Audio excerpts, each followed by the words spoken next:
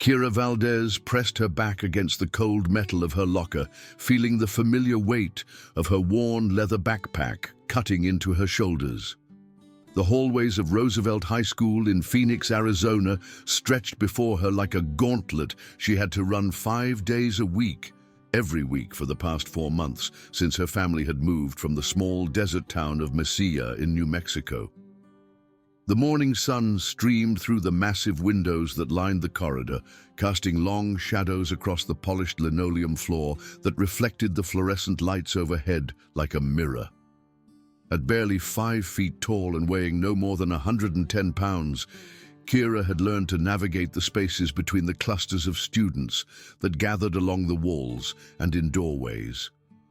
Her olive skin, inherited from her Mexican grandmother, contrasted with the thick-rimmed glasses that constantly slipped down her nose despite her frequent adjustments. Her dark brown hair was always pulled back in a simple ponytail, practical and unremarkable, designed to draw as little attention as possible. She wore the same type of outfit every day: dark jeans, a plain-colored t-shirt, and a lightweight cardigan that she could wrap around herself when she felt too exposed. The school itself was a sprawling complex that housed nearly 3,000 students from grades 9 through 12. Roosevelt High had been built in the 1960s and expanded multiple times over the decades, creating a maze-like structure with multiple wings, courtyards, and levels that new students often found overwhelming. The main hallway stretched for what seemed like a quarter mile, lined with trophy cases that showcased decades of athletic achievements, academic honors, and homecoming court photographs. The walls were painted in the school colors of navy blue and gold, with inspirational banners hanging from the ceiling that proclaim messages like "Excellence in Education" and "Home of the Fighting Eagles." Kira's locker was located in what everyone called the senior wing, a section of the school that the upperclassmen had claimed as their territory. The area was dominated by tall windows that offered views of the desert landscape beyond the school grounds, where saguaro cacti stood sentinel against the backdrop of distant mountains. It was here that the social hierarchy of Roosevelt High was most visible, with different groups claiming different sections of the hallway as their own. The athletes, led by the football team, congregated near the trophy case that displayed their state championship trophies from recent years. The cheerleaders and student government representatives claimed the area near the main office, where they could be seen by administrators and visiting parents.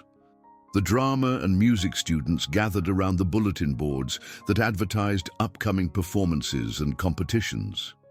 Each group had its own unspoken rules and boundaries, and everyone understood their place in the ecosystem. Everyone except Kira, who existed in the spaces between these groups, moving through the hallways like a ghost that nobody noticed unless they specifically looked for her. She had tried, during her first weeks at Roosevelt, to find a group where she might fit in. She had attended a meeting of the art club, but the other students already had established friendships and inside jokes that made her feel like an outsider looking in. She had considered joining the academic decathlon team, but their practice schedule conflicted with her need to be home in the evenings to help with her younger brother while her parents worked their second jobs. Her family's move to Phoenix had been sudden and stressful. Her father, Miguel Valdez, had worked at the same automotive repair shop in Mesilla for 15 years before the owner decided to close the business and retire. The job market in their small town was limited, and when Miguel heard about an opening at a large auto dealership in Phoenix, he knew he had to take the opportunity. The pay was better, the benefits more comprehensive, but it meant uprooting their entire life and starting over in a city where they knew no one. Kira's mother, Elena, had been forced to leave her position as a teaching assistant at the local elementary school, a job she had loved and excelled at for over a decade. In Phoenix, her credentials weren't immediately transferable, and she found herself working at a grocery store while taking evening classes to meet the state's requirements for educational support staff. The adjustment had been particularly hard on her, as she missed the close relationships she had built with students and families in their hometown. 8-year-old Carlos, Kira's younger brother, had adapted more quickly to the change. Children his age seemed more resilient, more willing to embrace new experiences. He had made friends in his elementary school within the first week and was already playing on a local soccer team. But even Carlos sensed the tension in their small apartment, the way their parents spoke in hushed tones about money and bills, and whether they had made the right decision in leaving everything familiar behind. The apartment itself was a stark contrast to the house they had left behind in Mesilla. Instead of their own backyard, where Carlos could play and Elena could grow her vegetables, they now lived on the 3rd floor of a complex that housed hundreds of families.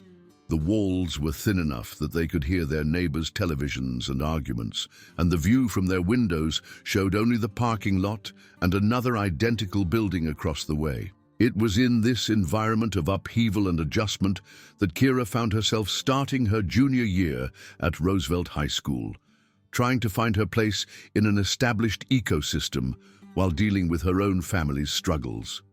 She threw herself into her studies, maintaining a 4.0 GPA and spending hours each night on homework and projects. Her teachers praised her work ethic and attention to detail, but none of them seemed to notice the isolation that surrounded her like a protective shell. The first time Kira encountered Bradley Morrison was during her 2nd week at Roosevelt. She had been trying to navigate the crowded cafeteria during lunch, carrying her tray carefully through the maze of tables and chairs. The cafeteria was a massive space with high ceilings and industrial lighting that made everything look slightly harsh and clinical. Long tables that could seat 12 people each were arranged in rows, with the popular students claiming the tables near the windows, while the various social groups filled in the remaining spaces according to their own hierarchies. Kira had been looking for an empty spot when she accidentally bumped into someone's backpack that was sitting on the floor beside one of the tables. The impact wasn't hard, but it was enough to send her chocolate milk carton tumbling off her tray and onto the floor, where it split open and began pooling across the linoleum. "Watch where you're going," a voice said behind her, and she turned to see Bradley Morrison for the first time. He was everything that Kira was not: tall, probably 6'2", with broad shoulders that filled out his Letterman jacket perfectly. His blonde hair was styled with the kind of casual precision that suggested significant time and expensive products. And his blue eyes held the confident gaze of someone who had never doubted his place in the world. Bradley was flanked by his 2 constant companions, Trevor Walsh and Danny Rodriguez, who seemed to exist primarily as an audience for his performances. Trevor came from what everyone called Old Phoenix money. His family had been in the area since before it became a major metropolitan area, and their wealth showed in everything from his designer clothes to his casual assumption that the world would bend to accommodate his desires. He was slighter than Bradley, but carried himself with the arrogant posture of someone who had never been told no. Danny Rodriguez was different from the other two. He was stockier, more muscular, with the kind of build that suggested hours in the weight room. His role in the group seemed to be enforcement. When Bradley's charm and Trevor's money weren't enough to get what they wanted, Danny's physical presence usually settled the matter. He had the demeanor of someone who was always looking for a reason to prove his toughness, always ready to escalate a situation if given the opportunity. "Sorry," Kira had whispered, dropping to her knees to clean up the spilled milk with the handful of napkins she had grabbed from the dispenser. The chocolate liquid was sticky and seemed to spread across the floor faster than she could contain it.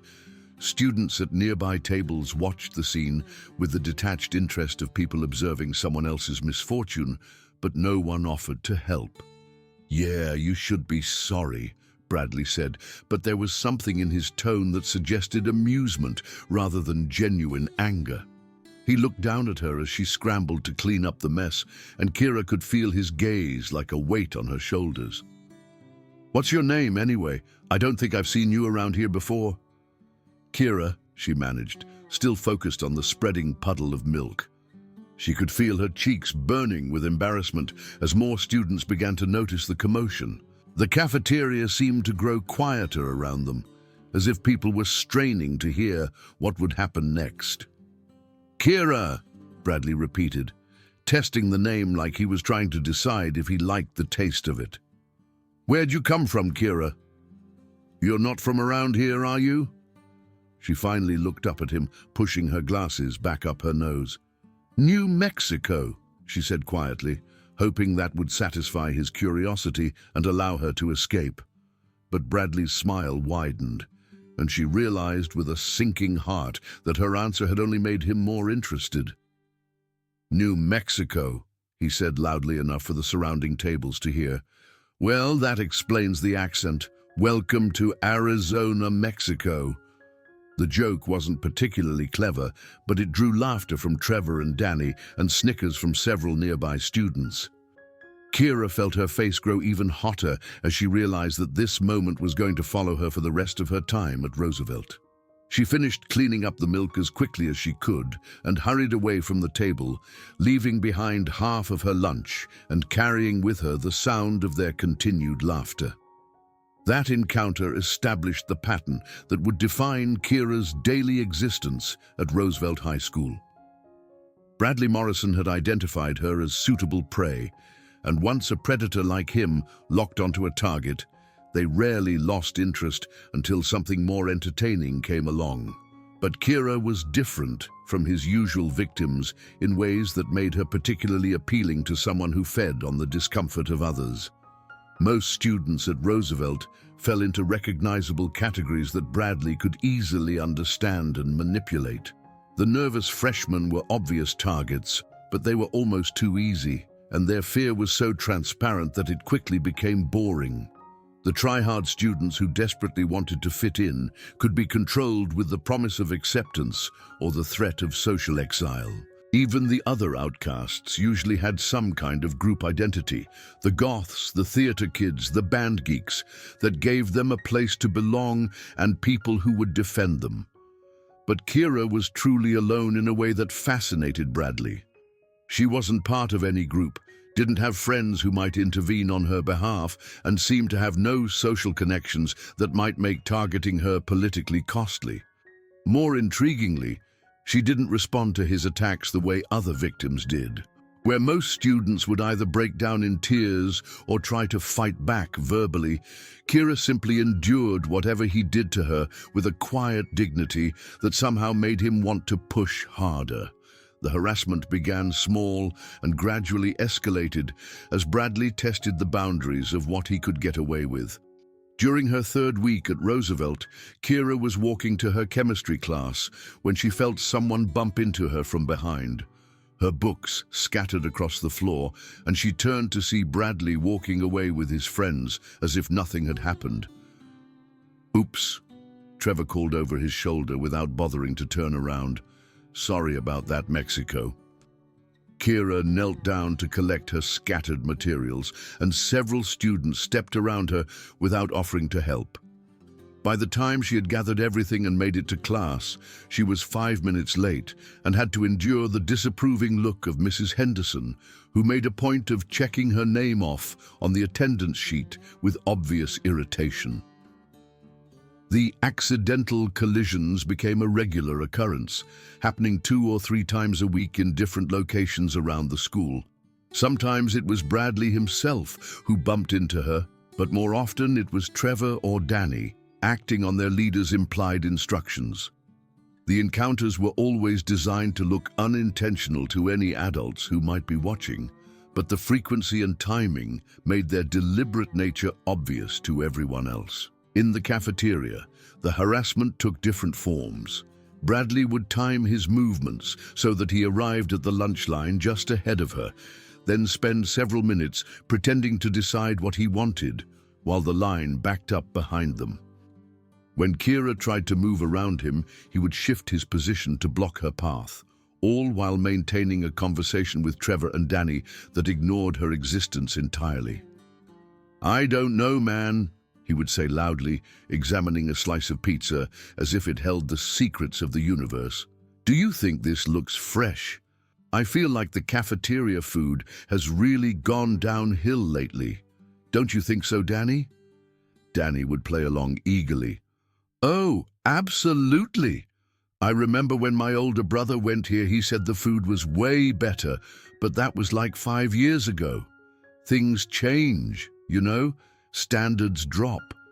Meanwhile, Kira would stand behind them in line, watching her lunch period tick away minute by minute. She could feel the impatience of the students behind her, some of whom began to mutter complaints about the hold-up. But none of them seemed to realize that the delay was intentional, or if they did, they chose not to interfere. When Bradley finally made his selection and moved on, there would be only 10 or 15 minutes left in the lunch period.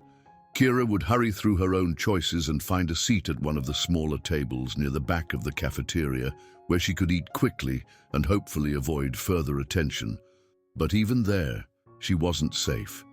Bradley had developed a habit of walking past her table on his way to dispose of his trash, and somehow he always managed to accidentally bump her chair or jostle her table just enough to make her spill something.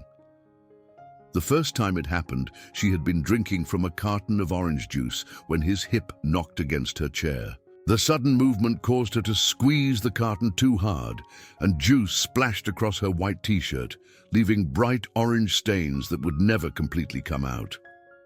"Oh man, I'm so sorry," Bradley said with exaggerated concern, drawing the attention of nearby tables. "That looked like your favorite shirt too. That's really terrible. Here, let me help you clean that up." He grabbed a handful of napkins from the dispenser and began dabbing at the stain, pressing hard enough that Kira could feel the pressure against her chest.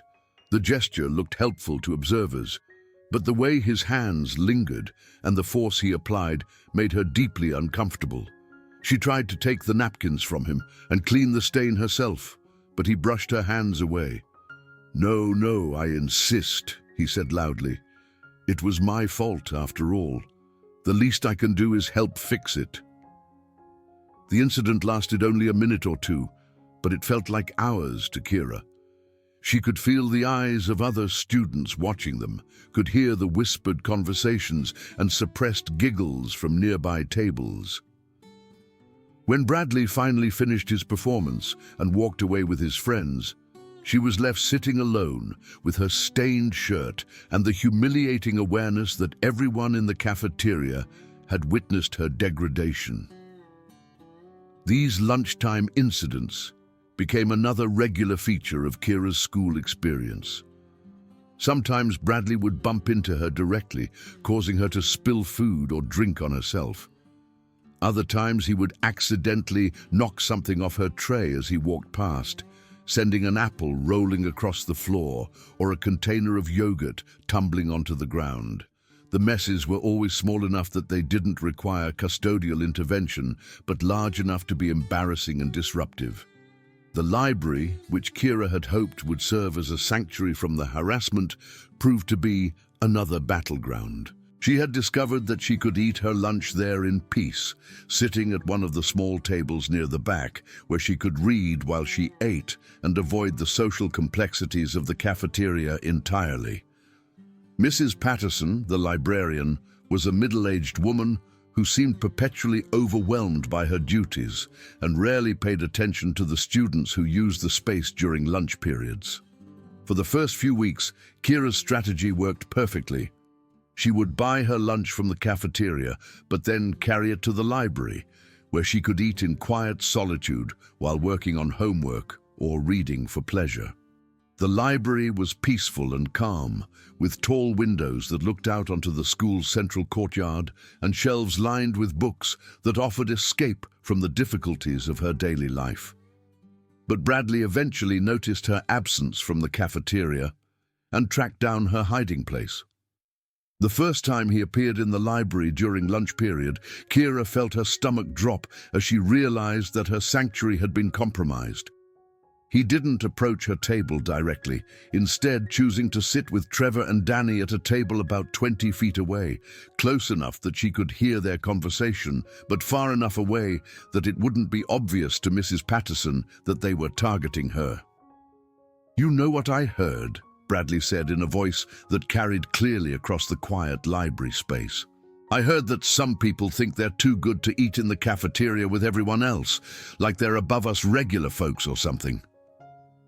Trevor picked up the thread immediately. "Really? That's interesting. I wonder what kind of person would think that way. Maybe someone who thinks they're smarter than everyone else.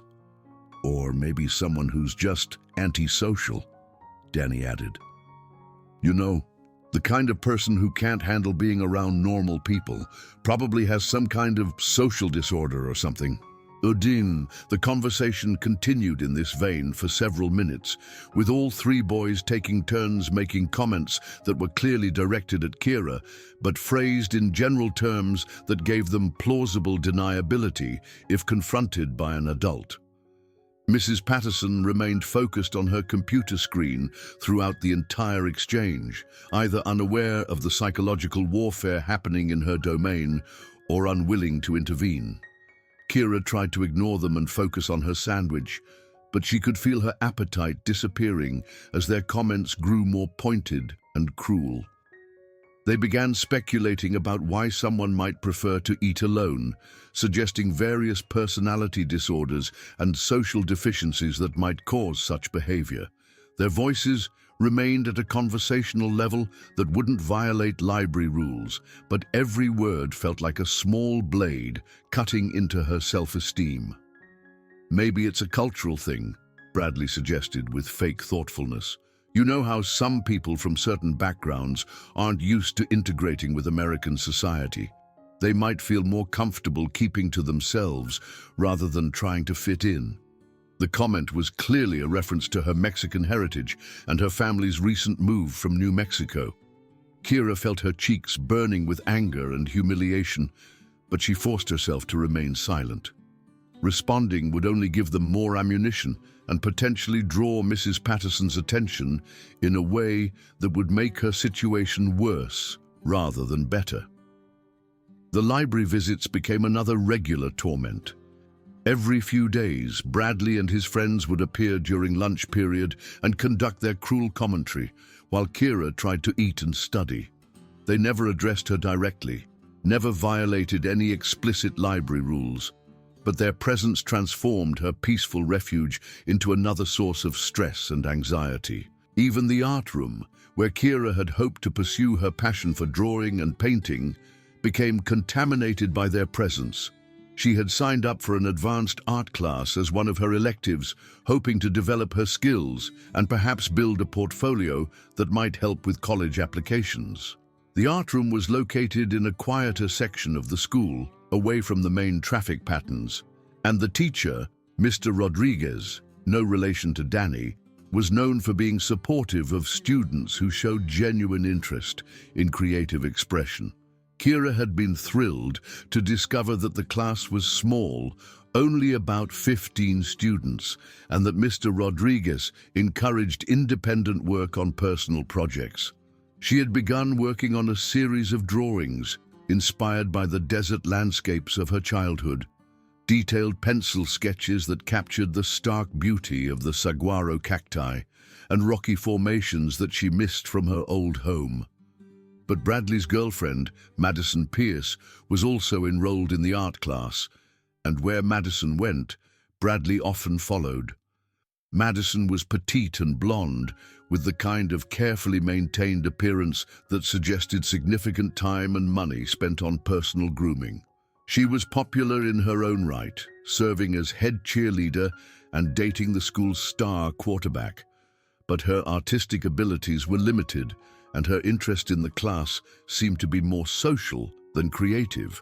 When Bradley discovered that Kira spent time in the art room, he began showing up during her free periods, ostensibly to visit Madison, but actually to continue his campaign of harassment.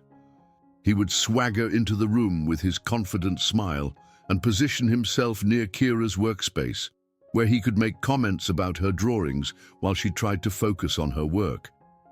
"Oh, wow, Madison. Come look at this," he would say loudly, drawing attention to Kira's latest piece. "It's so realistic. Look at how detailed those cactuses are. I mean, cacti. Whatever the plural is supposed to be." Madison would dutifully come over and examine Kira's work, but her comments were always backhanded compliments that managed to sound supportive while actually being dismissive. "Oh, that's so neat," she would say in her high-pitched voice. "It must take forever to draw all those little lines. I could never be that patient. I like art that's more, expressive, more emotional." Bradley would nod seriously as if Madison had made a profound artistic observation. "You're so right. Art should come from the heart, not just from copying what you see. That's the difference between real artists and people who are just technically skilled, Their commentary would continue for several minutes, with both of them discussing Kira's work as if she weren't sitting right there listening to every word. They would analyze her technique, critique her subject matter choices, and make suggestions for improvement that were clearly designed to undermine her confidence rather than provide helpful feedback. Mr. Rodriguez occasionally noticed these interactions, but he seemed to interpret them as students showing interest in each other's work, rather than recognizing the bullying behavior that was actually taking place. When he did intervene, it was usually to encourage more discussion rather than to stop what was happening. "That's great to see students engaging with each other's art," he would say approvingly. "Bradley, Madison, what specifically draws you to Kira's work? Kira, how do you feel about getting feedback from your classmates?" These well-intentioned interventions only made the situation worse as they forced Kira to participate in conversations about her own humiliation, while Bradley and Madison maintained their facade of helpful interest. She learned to time her visits to the art room to avoid periods when they were likely to appear, but her schedule was limited by her other classes and responsibilities. The harassment wasn't limited to school grounds. Bradley seemed to take pleasure in extending his reach into other areas of Kira's life whenever possible. He discovered that she walked home from school rather than taking the bus or getting a ride from her parents, and he began timing his own departure to coincide with hers. Kira's walk home took her through several neighborhoods as she made her way from the affluent area where Roosevelt High was located to the more modest apartment complex where her family lived. The route was about 2 miles long and took her approximately 40 minutes to complete, time that she had initially enjoyed as a peaceful transition between the stress of school and the responsibilities waiting for her at home. But Bradley had a car, a lifted red pickup truck that his parents had bought him for his 16th birthday, and he discovered that he could use it to extend his harassment beyond school hours.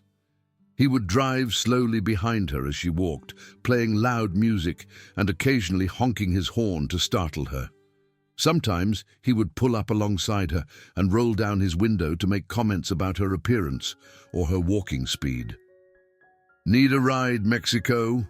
he would call out, his voice barely audible over the sound of his oversized engine.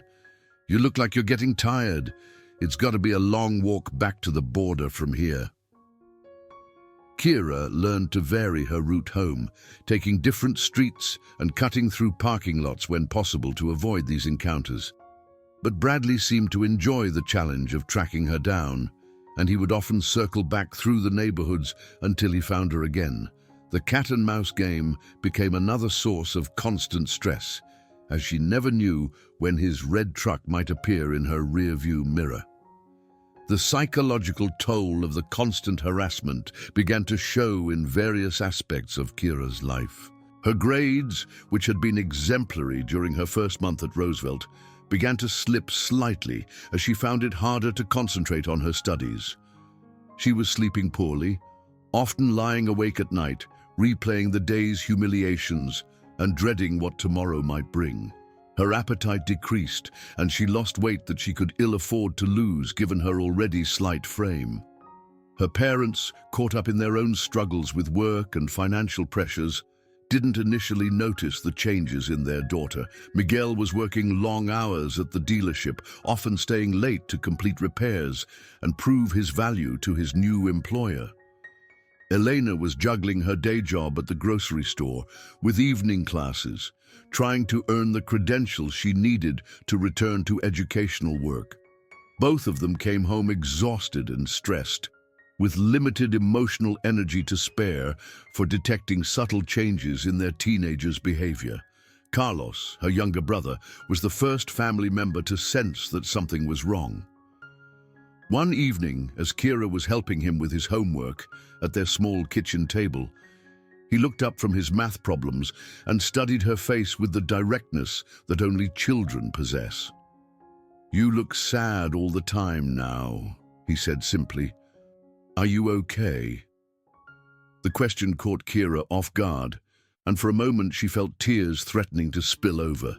She had been working so hard to maintain a facade of normalcy at home, not wanting to burden her family with her problems when they were dealing with so many challenges of their own. "I'm fine, Carlos," she managed, forcing a smile. "Just thinking about school stuff, you know how it is." But Carlos wasn't satisfied with that answer. "You used to smile more," he persisted, "and you used to tell me funny stories about your classes. Now you just look worried all the time." Kira realized that her 8-year-old brother was more observant than she had given him credit for. She made a conscious effort to be more present with him, to engage more actively in their evening routine and show more interest in his day. But it was difficult to maintain that level of performance when she felt so emotionally drained.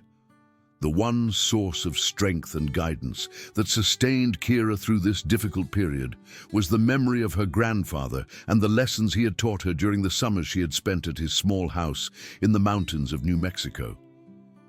Esteban Valdez had been a quiet man who spoke more through his actions than his words. But the summers she had spent with him had been among the most formative experiences of her young life. Esteban had been a practitioner of traditional Mexican martial arts, specifically a style that combined elements of indigenous fighting techniques with Spanish fencing methods that had been brought to the New World centuries ago. The art form was rare and largely unknown outside of certain families and regions, passed down through generations of practitioners who valued its effectiveness over its popularity. Kira's first summer with her grandfather had been when she was 8 years old, the same age that Carlos was now. Her parents had needed someone to watch her while they both worked, and Esteban had volunteered to take her for the entire summer. She'd been nervous about staying with the stern old man who lived alone in the mountains, but she had quickly discovered that her grandfather's quiet exterior concealed a deep well of wisdom and patience. "The body is a weapon, Mija," he had told her during one of their first training sessions in his backyard, where he had constructed a small outdoor dojo using materials he had gathered from the desert. "But the mind is the ammunition. Without proper ammunition, even the finest weapon is useless." The training had begun with meditation and breathing exercises that seemed boring to an 8-year-old who had expected to learn dramatic fighting moves like the ones she had seen in movies.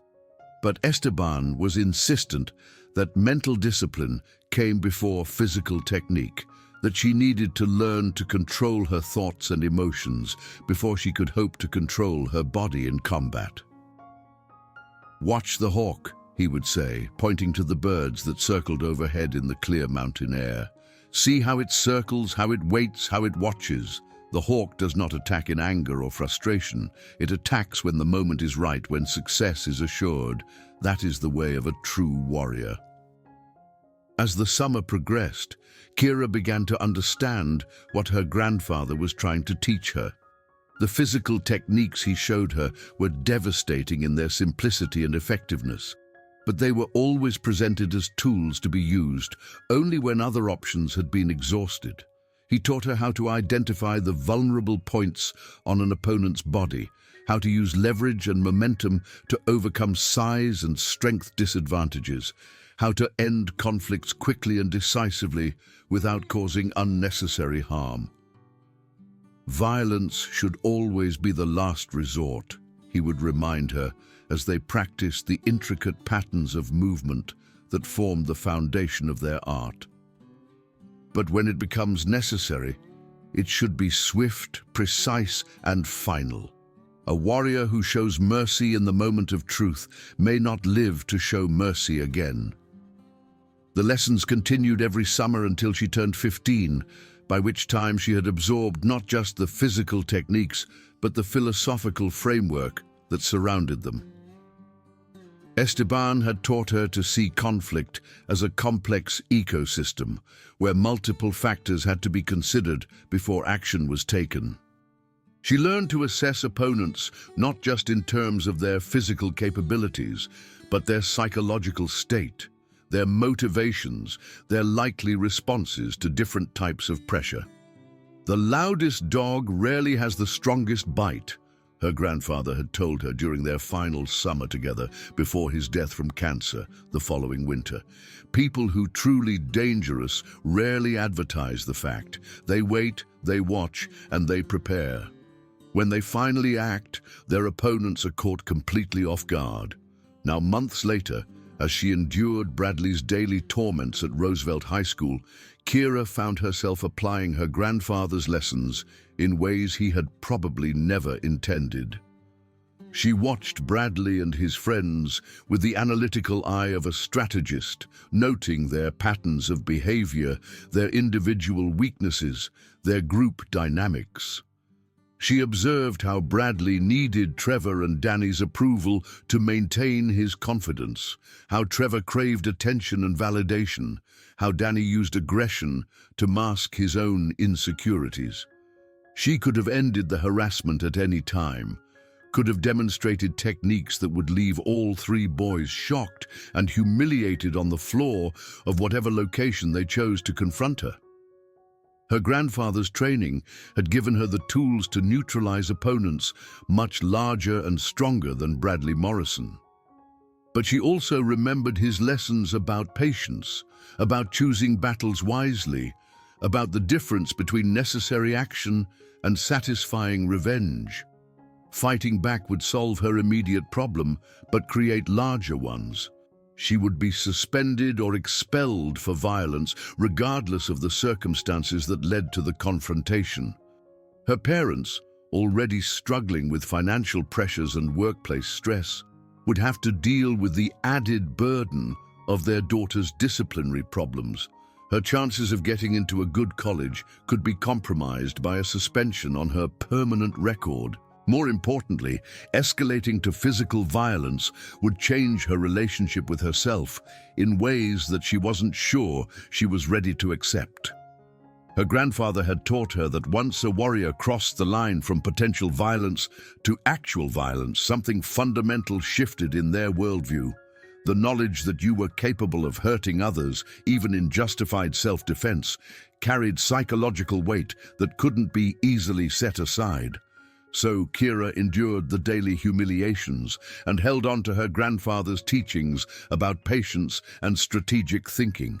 She told herself that this was temporary, that she only needed to survive until graduation, that Bradley and his friends would eventually grow bored with her and find new targets. She practiced her grandfather's meditation techniques in the privacy of her bedroom each night, using them to process the anger and frustration that built up during each school day. But even the strongest patience has limits, and Bradley Morrison seemed determined to find hers.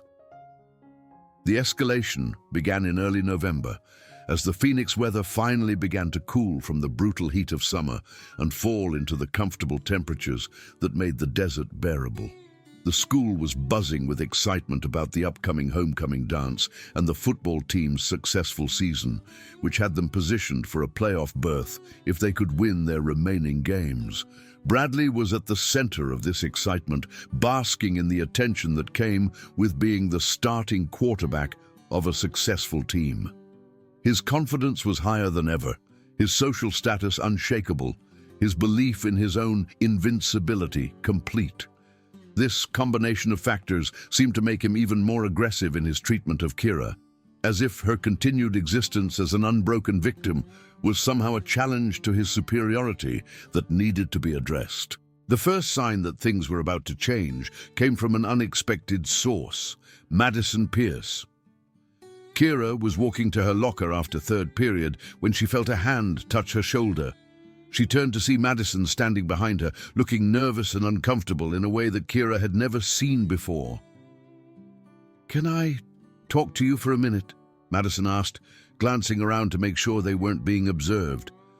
Her usual confident demeanor was replaced by something that looked almost like fear. Kira was immediately suspicious. Madison had never spoken to her directly before, had never shown anything but cruel amusement at her boyfriend's treatment of the quiet girl from New Mexico. This sudden approach felt like another trap, another way for Bradley to humiliate her in some new and creative fashion. "What do you want?" Kira asked, taking a step back to maintain distance between them. Madison seemed to understand her wariness and held up her hands in a gesture of surrender. "Look, I know you have no reason to trust me. I know I've been part of what Bradley does to you, but I need to warn you about something." The warning came in fragments, delivered in whispered urgency as Madison kept glancing over her shoulder to make sure they weren't being observed. Bradley had been talking for weeks about doing something epic to Kira, something that would be memorable and shareable, something that would cement his reputation as someone who couldn't be ignored or defied. "He's been planning it with Trevor and Danny," Madison whispered, her voice shaking slightly. "They want to do something public, something that will get recorded and posted online. He keeps saying that you've been too quiet, that you need to learn your place more dramatically." Kira felt a chill run down her spine as she realized that her strategy of enduring the harassment quietly had backfired. Rather than encouraging Bradley to lose interest, her lack of dramatic response had frustrated him and pushed him to plan something more severe. "What kind of something?" she asked, though part of her didn't want to know the answer. Madison shook her head. "I don't know exactly. He won't tell me the details, but he keeps talking about it happening during the break between classes when there are lots of people around, and he keeps mentioning something about showing everyone what you're really like underneath." The implication was clear and terrifying. Whatever Bradley was planning involved some form of public exposure or humiliation that would be far worse than anything he had done to her so far. The fact that he was actively planning it rather than acting spontaneously suggested that he intended to make it particularly devastating and memorable. "Why are you telling me this?" Kira asked, studying Madison's face for signs of deception. Madison was quiet for a long moment, and when she finally spoke, her voice was barely audible. "Because I'm tired of being the kind of person who stands by and watches this happen. Because I know that if someone was doing this to my little sister, I would want somebody to warn her." Before Kira could respond, Madison hurried away, disappearing into the crowd of students moving through the hallway. Kira was left standing alone by her locker, her mind racing as she tried to process this new information. She spent the rest of the day hyper-aware of her surroundings, watching for signs that Bradley was about to make his move, but nothing happened. The waiting was almost worse than the harassment itself. Every time she saw Bradley in the hallway, every time she heard his voice or his laughter, her stomach would clench with anticipation. She found herself planning escape routes from every classroom, calculating how quickly she could get to a bathroom or administrative office if she needed to flee from whatever he was planning. The stress began to affect her even more dramatically than the original harassment had. She was having trouble sleeping, lying awake for hours each night, imagining various scenarios and trying to prepare for them mentally. Her appetite disappeared entirely, and she began losing weight at an alarming rate. Her parents finally noticed that something was seriously wrong when Elena found her daughter throwing up one morning before school, apparently from nervous exhaustion rather than illness. "Miha, what is happening to you?" Elena asked, sitting on the edge of Kira's bed and feeling her forehead for signs of fever. "You look like you haven't been eating, and you've been so quiet lately." Kira wanted desperately to tell her mother everything, to unburden herself of the secret she had been carrying for months. But she also knew that her family was still fragile in their new life, still struggling to establish themselves financially and socially.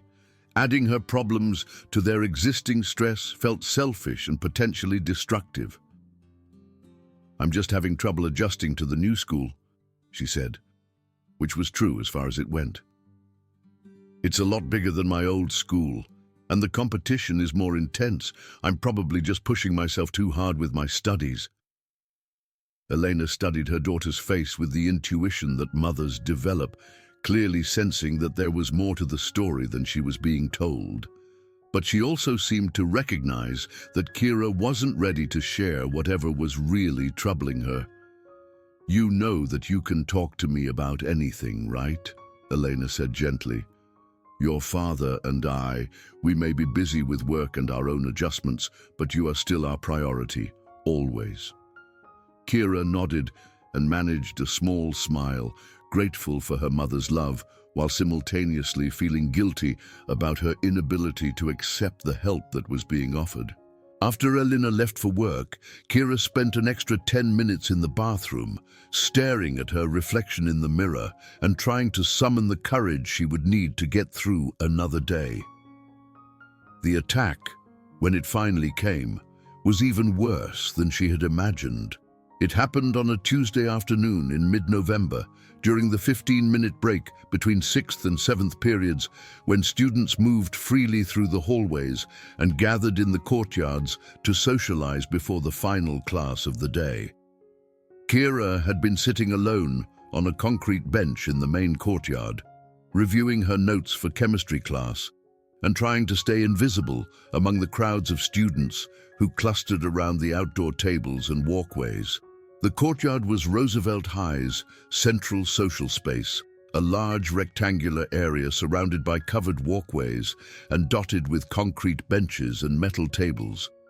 Mature trees provided shade from the desert sun, and the space was designed to accommodate several hundred students during breaks and lunch periods.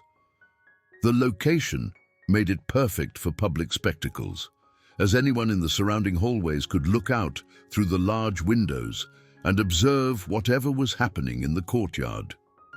Kira had chosen her spot carefully, positioning herself near one of the less popular areas where underclassmen and social outcasts typically gathered. She had her back to one of the walls and a clear view of the main walkways, allowing her to spot potential threats before they got too close.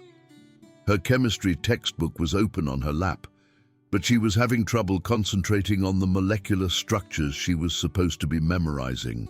She became aware of Bradley's presence before she actually saw him, sensing the change in the atmosphere around her as conversations grew quieter and students began to turn their attention towards something happening behind her.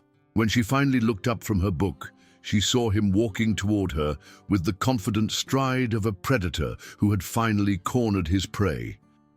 He was flanked by Trevor and Danny as usual, but this time their formation was more deliberate and threatening. Trevor was openly holding his phone in recording position, making no attempt to disguise the fact that he was planning to film whatever was about to happen.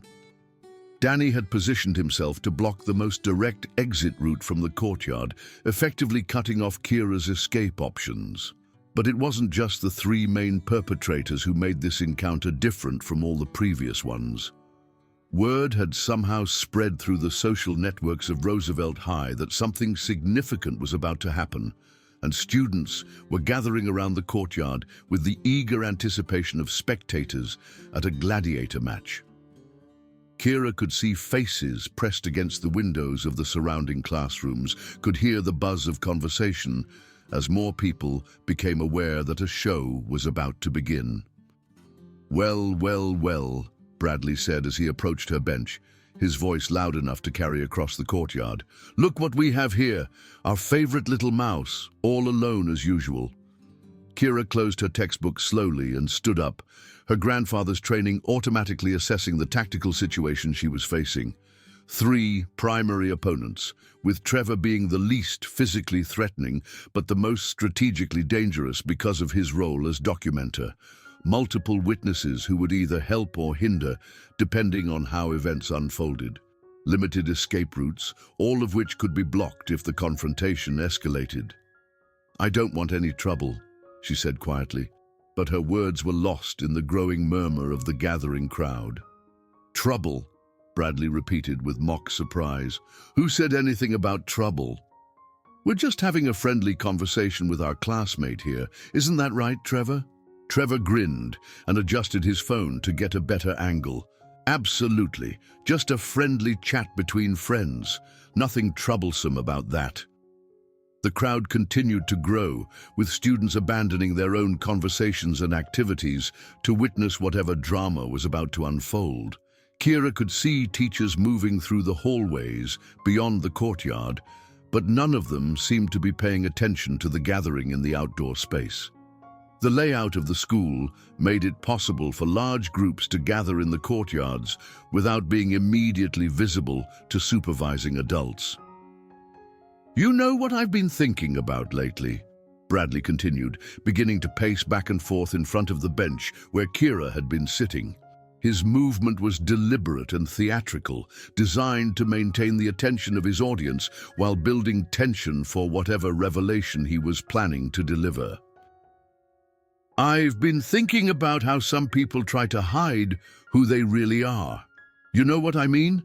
They put on this act, pretend to be something they're not, hope that nobody notices what's really going on underneath the surface." Kira felt her heart rate increasing as she began to understand the direction this performance was taking. Bradley was building towards something specific, something that had been planned in advance and choreographed for maximum impact. She glanced around the courtyard, looking for adults or potential allies, but saw only the eager faces of students who were enjoying the spectacle. "Take our friend here," Bradley said, gesturing toward Kira with a sweep of his arm. "Sweet, quiet little Kira from New Mexico, always so polite, always so modest, always so innocent." He drew out the last word with obvious sarcasm, and several students in the crowd laughed in anticipation of whatever punchline was coming. Trevor kept his phone trained on Kira's face, capturing her growing discomfort for posterity. "But I've been wondering," Bradley continued, "what someone like that might be hiding under all that innocence. What kind of secrets might be lurking beneath that modest little exterior?"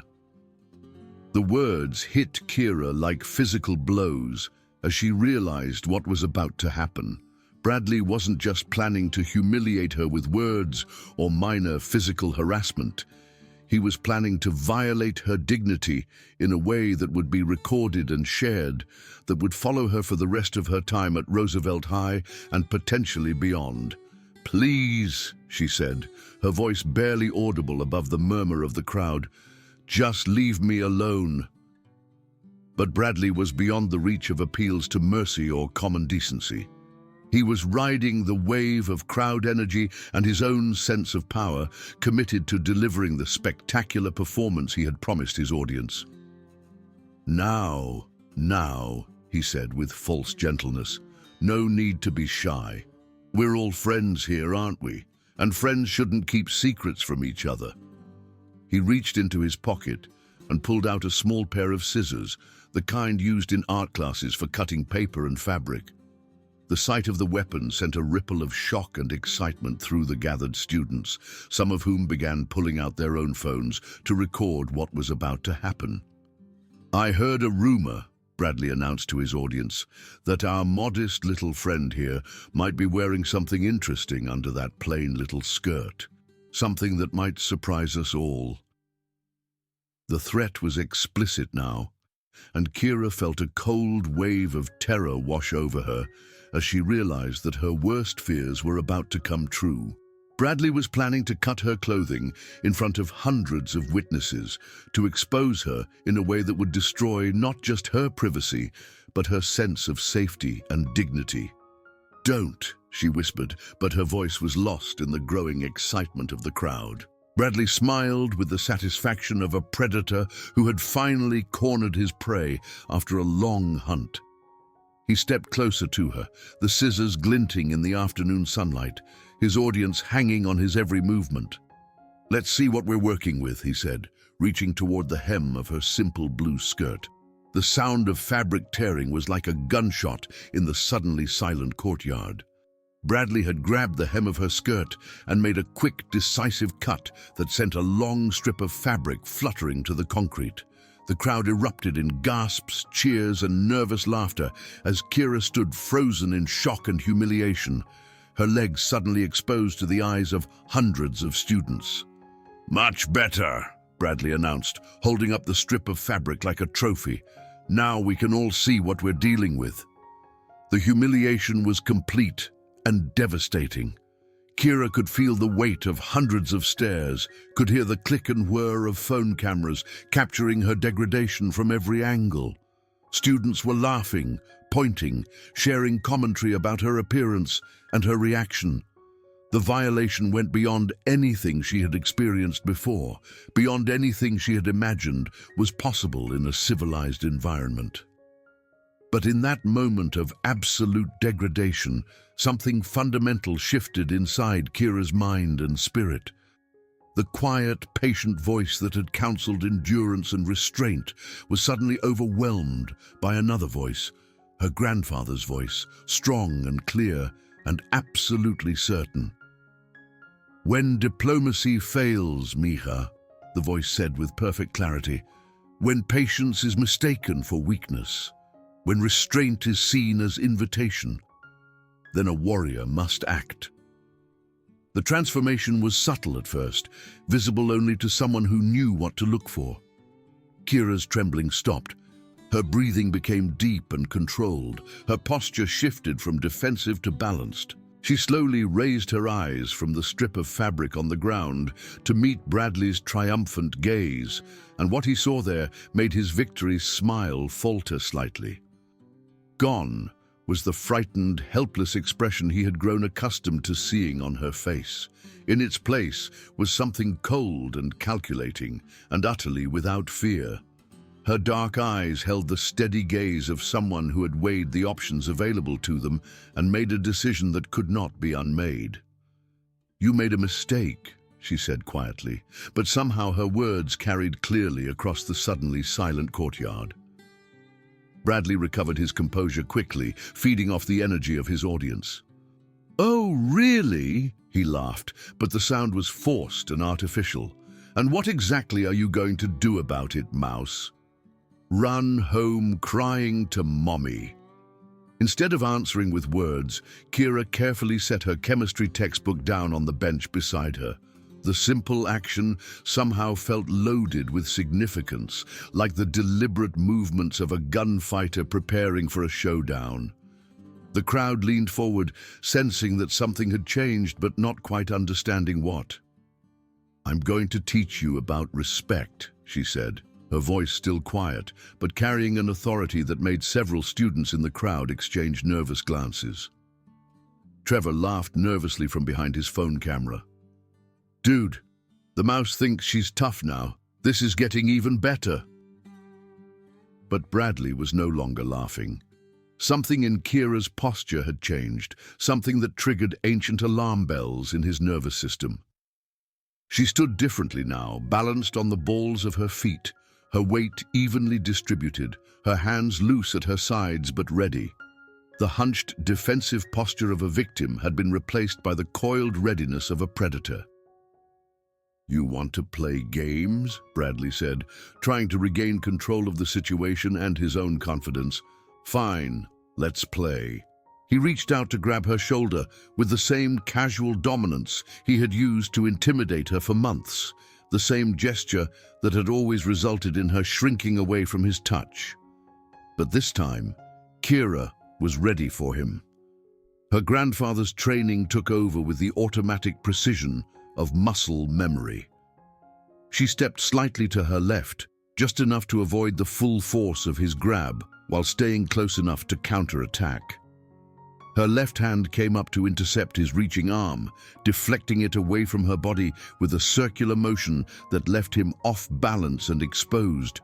At the same time, her right hand shot forward in a lightning-fast strike that targeted the solar plexus, the nerve cluster located just below the sternum, where a precise blow could disrupt breathing and cause temporary paralysis of the diaphragm.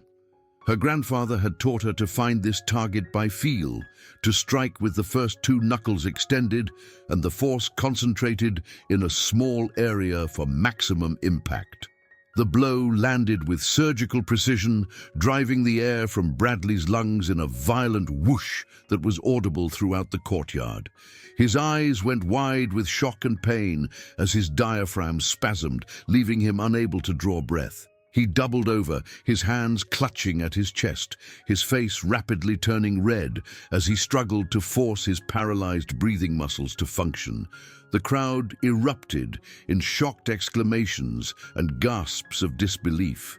Their seemingly invincible leader, the quarterback who had dominated the social landscape of Roosevelt High School for years, had been brought to his knees by a single blow from the girl they had all dismissed as powerless and pathetic. "Bradley!" Madison screamed from somewhere in the crowd, her voice high and panicked. She tried to push through the ring of students to reach him, but the press of bodies was too thick. Trevor dropped his phone in shock and lunged at Kira with a wild haymaker punch, but she had already moved beyond his range. Her grandfather's training had taught her to see attacks developing before they were fully committed, to read the subtle shifts in posture and weight distribution that preceded violent action. She sidestepped Trevor's clumsy swing with minimal effort, then grabbed his extended arm with both hands and used his own forward momentum against him. The technique was called a hip throw in some martial arts, but her grandfather had taught it as a way of redirecting an attacker's energy rather than meeting it head-on. Trevor's feet left the ground as his center of gravity shifted beyond his ability to recover. He flew through the air in a graceful arc and landed hard against the nearby trash can, the metal container tipping over with a crash that sent garbage spilling across the concrete. He lay there for a moment, stunned and covered with food scraps and discarded papers, his expensive designer clothes now stained with the detritus of 100 student lunches. Danny hesitated, looking back and forth between his two fallen friends and the slight girl who had just dismantled them with casual efficiency. His role in their group had always been as the enforcer, the one who used physical intimidation when Bradley's charm and Trevor's money weren't sufficient. But he had never faced an opponent who actually knew how to fight back. "You crazy bitch," he snarled, pulling back his fist for a devastating haymaker punch that would have seriously injured anyone it connected with. Kira didn't even blink. She'd been watching Danny throughout the encounter, reading his body language and emotional state, waiting for him to commit to an attack. Her grandfather had taught her that angry opponents were predictable opponents, that rage made people stronger but also made them stupid. Danny telegraphed his punch by drawing his arm back too far and shifting his weight too obviously to his rear foot. Kira waited until he was fully committed to the attack, unable to change direction or pull back, then stepped inside his range and drove her elbow upward into his floating ribs. The blow was precisely targeted at the nerve cluster that ran along the side of the rib cage, a technique her grandfather had called touching the lightning. The impact sent waves of electric pain through Danny's torso, causing his nervous system to overload and his muscles to temporarily stop responding to his brain's commands. Danny's eyes rolled back in his head as the pain overwhelmed his ability to process sensation. He crumpled to the ground like a marionette whose strings had been cut, his body curling into a protective ball as he tried to cope with the neurological overload that was coursing through his system. The entire confrontation had taken less than 30 seconds from Bradley's first grab to Danny's collapse. Three young men who had terrorized other students for years lay defeated and humiliated on the concrete of Roosevelt High's main courtyard, their reign of intimidation ended by a girl who weighed barely half what any of them did. The crowd stood in absolute stunned silence, phones still recording, but no longer focused on documenting Kira's humiliation. Instead, they were capturing the complete reversal of the school's social order, the moment when the predators became prey, and the victim revealed herself to be something far more dangerous than anyone had imagined. Kira stood in the center of the chaos, breathing steadily and calmly, her dark eyes surveying the scene around her with the detached assessment of a professional evaluating her work.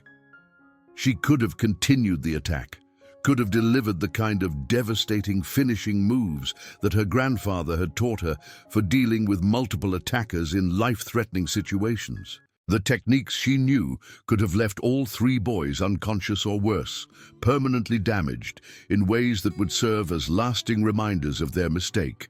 But she also heard her grandfather's voice reminding her about restraint, about the difference between necessary force and excessive violence, about the responsibility that came with the power to seriously hurt other people. Bradley was still on his knees, gasping for air, as his diaphragm slowly began to function again.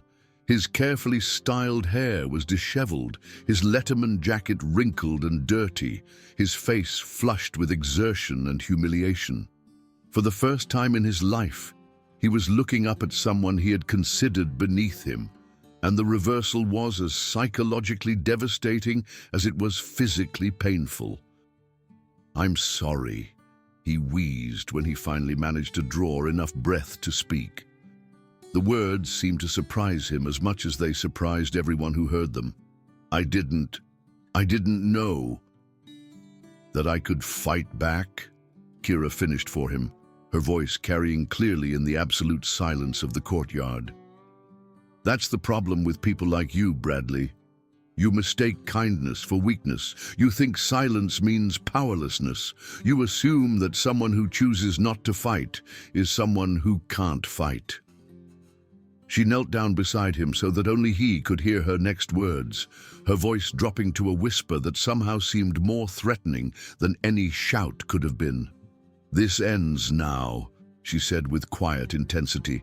"No more games, no more accidents, no more humiliation. If you or your friends come near me again, if you even look at me the wrong way, I won't be so gentle next time. My grandfather taught me techniques that could put you in the hospital for months. Do we understand each other?" Bradley nodded quickly, his eyes wide with genuine fear and something that might have been respect.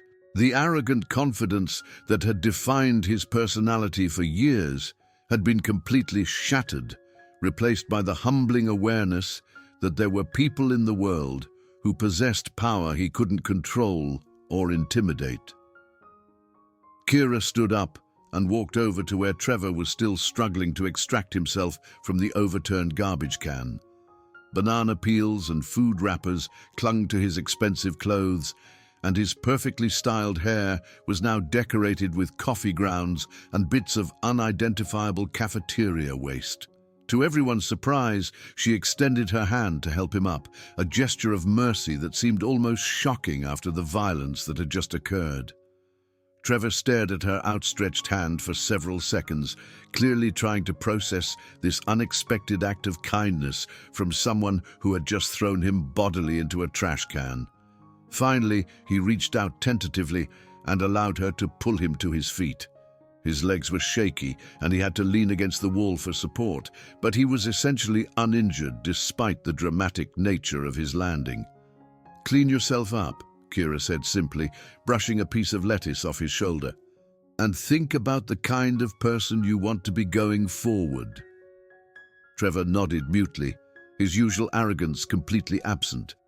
He looked around at the crowd of students who were staring at him with expressions ranging from pity to disgust, and seemed to physically shrink under their gaze. The social status that had protected him for years had evaporated in the span of 30 seconds, leaving him exposed and vulnerable in ways he had never experienced. Danny was still on the ground, but he was no longer writhing in pain. The initial shock of the nerve strike was wearing off, replaced by a deep ache in his ribs and the humbling awareness that he had been defeated by someone he had dramatically underestimated. "Where did you learn to fight like that?" he asked, his voice hoarse with pain and amazement. "My grandfather," Kira replied simply. "He taught me that strength isn't about hurting people. It's about protecting yourself and standing up for what's right." She walked back to the bench where she had left her chemistry textbook, the crowd parting before her like the Red Sea before Moses. As she gathered her belongings, she noticed Madison standing nearby, tears streaming down her face as she looked back and forth between her defeated boyfriend and the girl who had just demolished everything she thought she understood about power and social hierarchy. "I'm sorry," Madison whispered, her voice barely audible above the murmur of the recovering crowd. "I should have done more to stop this. I should have been braver." Kira studied her for a moment, seeing genuine remorse in the other girl's eyes. "We all make choices, Madison," she said finally. "What matters is what we choose to do next." The bell rang, signaling the end of break and the beginning of 7th period, but nobody moved.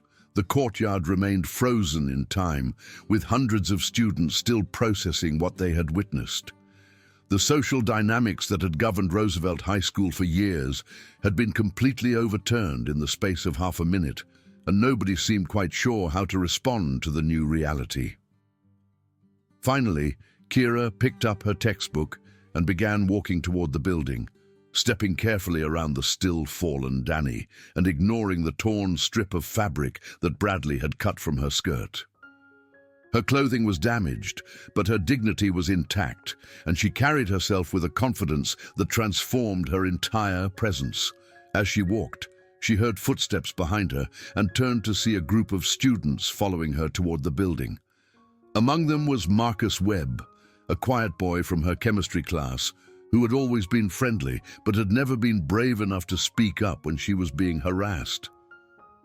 "That was incredible," Marcus said, his voice full of awe and admiration. "I mean, the way you handled them. I've never seen anything like it." Other students began to chime in with their own expressions of amazement and support. Several mentioned that they had been targets of Bradley's bullying themselves and expressed gratitude that someone had finally stood up to him. Others wanted to know where she had learned to fight and whether she could teach them some basic self-defense techniques. For the first time in months, Kira found herself surrounded by friendly faces and genuine conversation rather than hostile stares and whispered mockery. The isolation that had defined her experience at Roosevelt High School was beginning to crack, replaced by the tentative beginnings of real social connections. "My grandfather always said that bullies only have power if you give it to them," she told Marcus and the others as they walked toward their respective classes. "Today, I decided to take mine back." Word of the confrontation spread through Roosevelt High School with the speed that only modern social media could provide. The videos that had been intended to document Kira's humiliation instead became testimonials to her strength and courage. Within hours, the footage was circulating not just through the school, but across various social media platforms, with students from other schools commenting on the dramatic reversal they had witnessed. The reaction was overwhelmingly positive, particularly among students who had experienced bullying themselves. Comments poured in praising Kira's courage, criticizing Bradley's behavior, and celebrating the fact that someone had finally stood up to what many described as a long overdue comeuppance for Roosevelt's most notorious bullies. The school administration was forced to respond quickly to the viral nature of the incident. Principal Johnson called Kira to his office the following morning, expecting to deal with a routine discipline issue involving student violence. Instead, He found himself facing a poised, articulate young woman who calmly explained the months of harassment she had endured and her decision to defend herself when that harassment escalated to physical assault. "I understand that fighting is against school policy," Kira said, sitting straight in the chair across from Principal Johnson's desk. "But I also believe that I had the right to protect myself when someone attacked me with a weapon."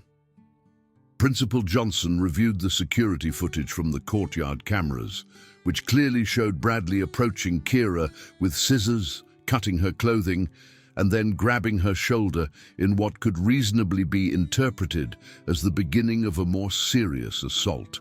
The videos also showed that Kira's response, while effective, had been measured and proportional to the threat she faced. Multiple students came forward as witnesses to corroborate Kira's account of the months of harassment that had preceded the physical confrontation.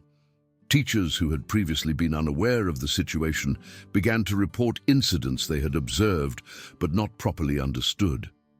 The picture that emerged was of a systematic campaign of psychological abuse that had escalated to physical assault. "I don't condone violence as a solution to conflicts," Principal Johnson said carefully, "but I can see that you were defending yourself against an unprovoked attack. However, I need your assurance that there won't be any further incidents of this nature."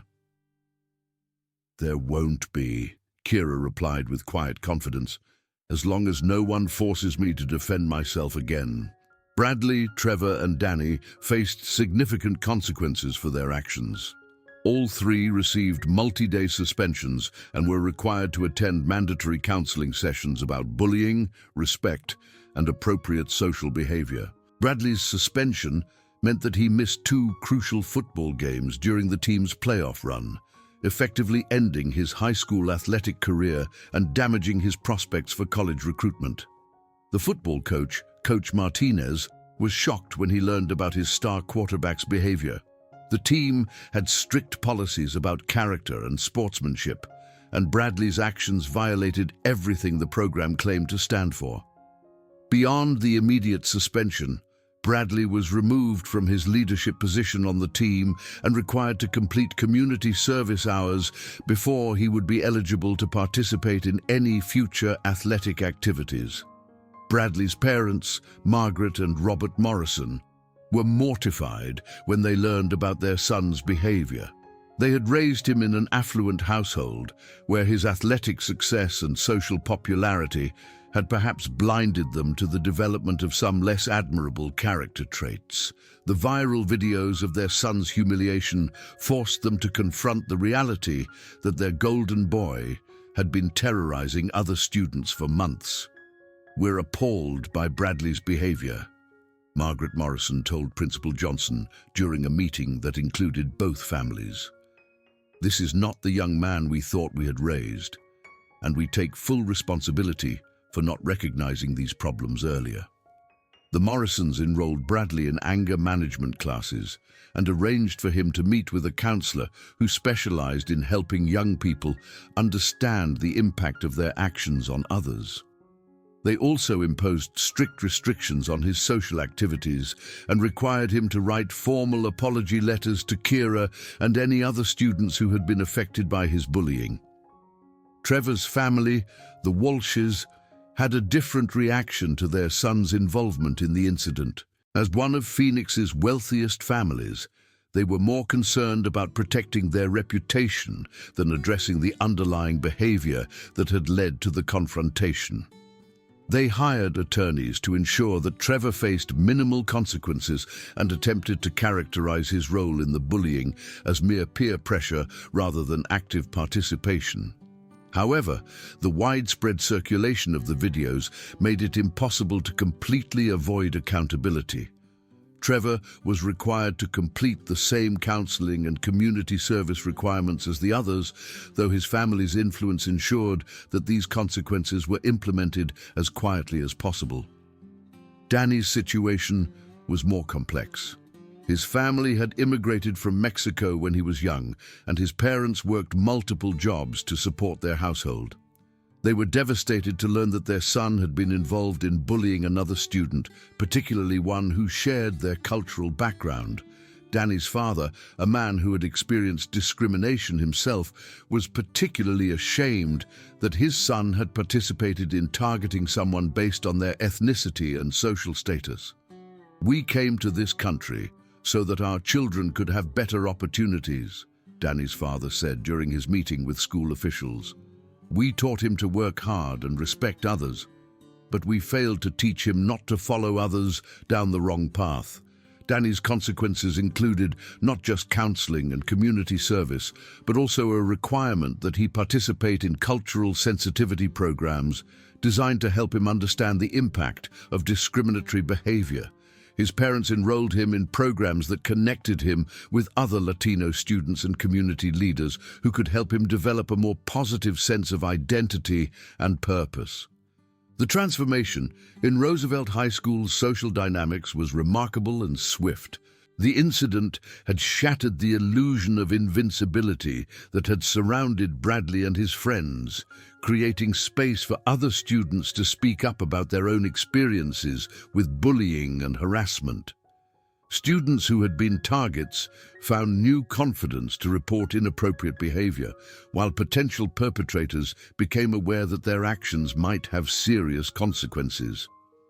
Teachers and administrators began paying closer attention to the social interactions happening in their classrooms and hallways, implementing new policies and procedures designed to identify and address bullying behavior before it could escalate to the level that Kira had experienced.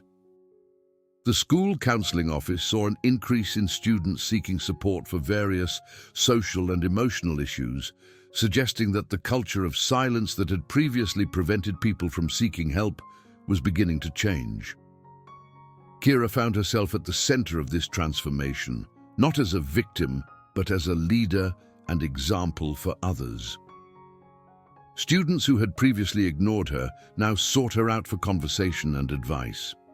She discovered that many of them had been dealing with their own challenges: academic pressure, family problems, social anxiety, identity issues, and had been inspired by her example to address these difficulties more directly. Marcus Webb became one of her closest friends, drawn to her combination of strength and compassion. Their friendship developed naturally through shared classes and study sessions, but it was deepened by their mutual interest in social justice and their desire to help other students who were struggling with similar issues. "You changed everything," Marcus told her one afternoon as they sat in the library working on a joint project for their American history class. "Not just for yourself, but for everyone. People aren't afraid to stand up anymore." The library had been transformed from a place where Kira hid from her tormentors into a gathering place for students who shared her values of respect, kindness, and mutual support. Mrs. Patterson, the librarian, commented frequently on how much more collaborative and supportive the student body had become, though she seemed unaware of the specific incident that had catalyzed this change. Even Madison Pierce eventually approached Kira, several weeks after the confrontation in the courtyard.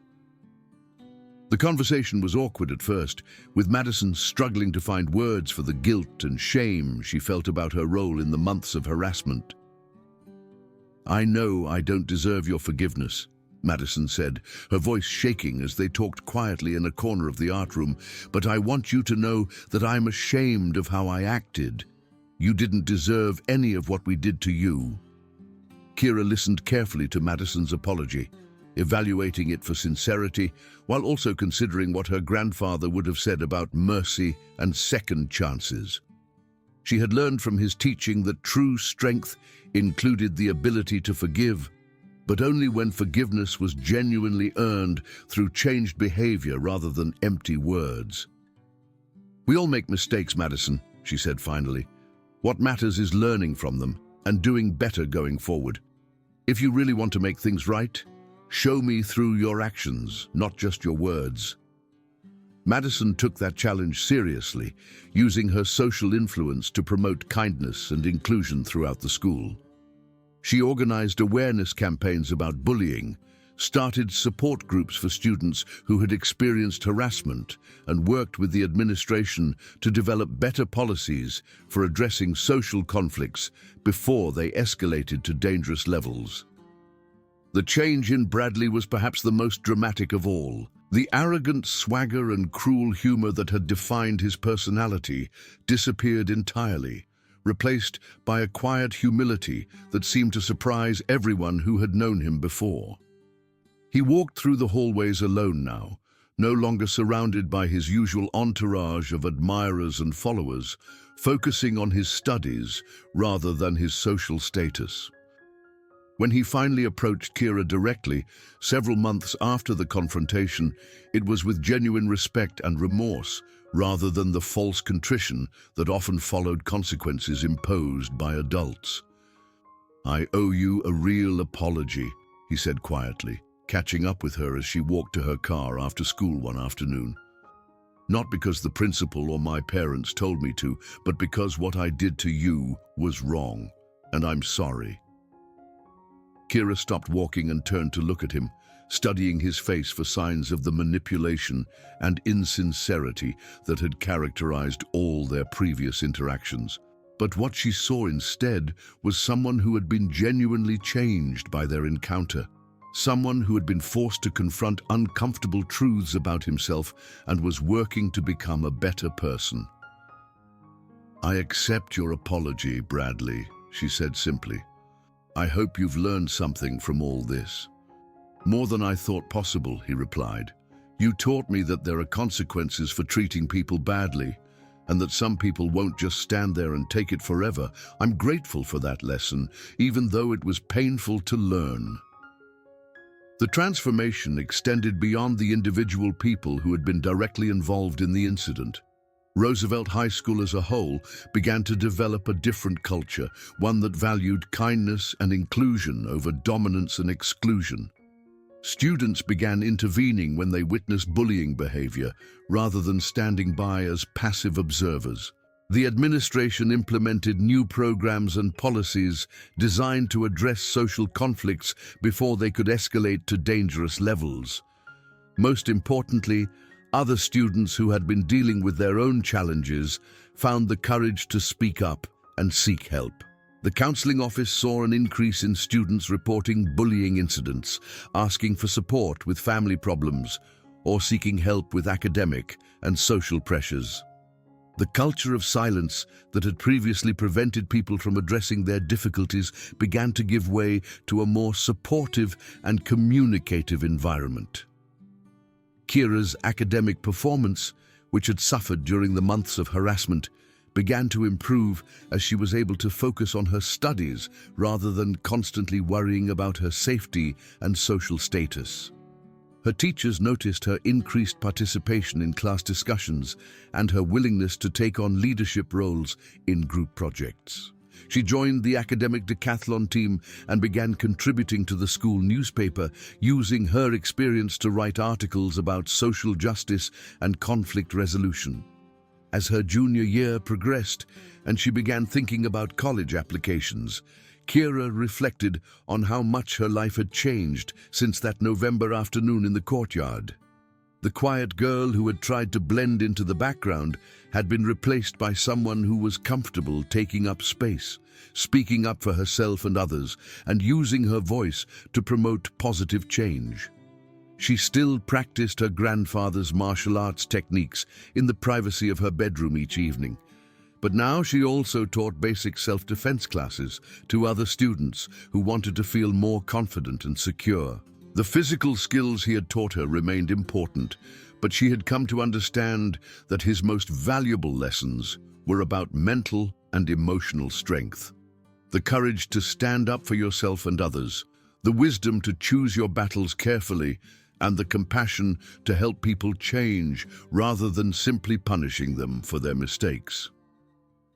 The story of what happened in Roosevelt High School's courtyard became legendary among the student body, told and retold with the kind of reverence usually reserved for mythic tales of justice triumphing over oppression.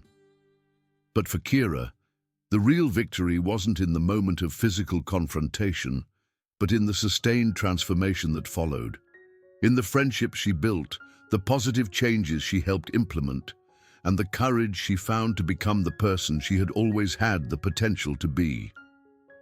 Her grandfather had been right about many things, but perhaps his most important teaching was that true strength wasn't about the ability to defeat others in combat.